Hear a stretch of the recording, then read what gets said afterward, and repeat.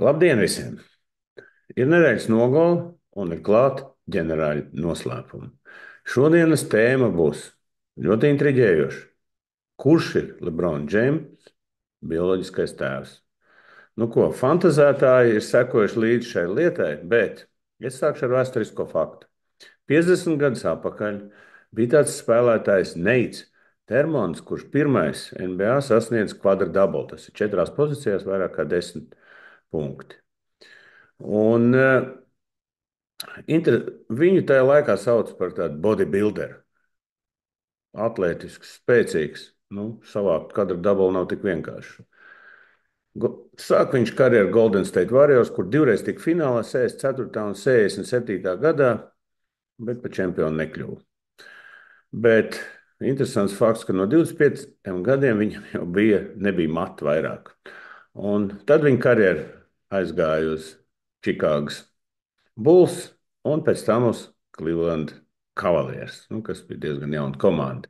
Interesants fakts, ka viņš pats ir nācis Naids no Akronas puses, tur, kur arī piedzimis bija LeBrons James, bet viss pēc kārtas. Ja. Skaidrs, kad nu, it kā viss vajadzētu salikties, bet tomēr fakti rāda kaut ko citu.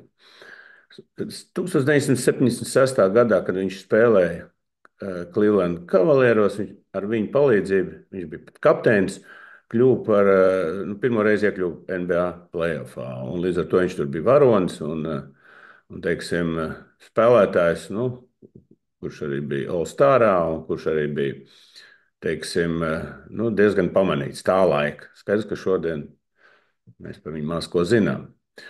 Bet LeBrons James ir dzimis 1984. gadā, bet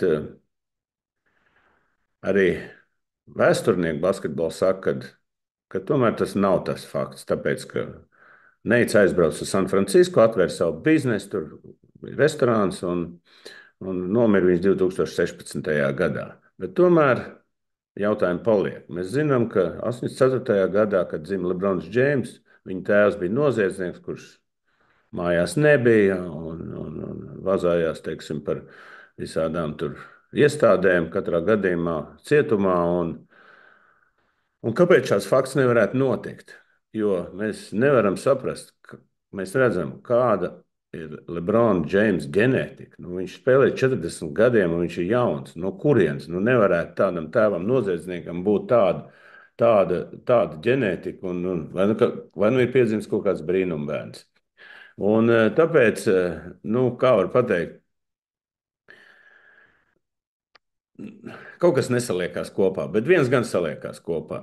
Ja kāds grib, lai būtu Neits viņa tēvs bioloģiskais, salikt kopā, tad tas varētu notikt Cleveland Cavaliers hallē, jo Neitam tur ir uzvilkts krekls ar 42. numuru, un iespējams LeBronam Jamesam tuvākā laikā tur būs 23. numurs.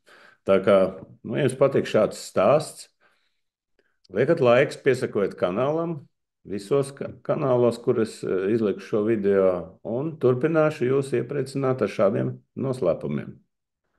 Uz redzēšanos līdz nākamajai nedēļai.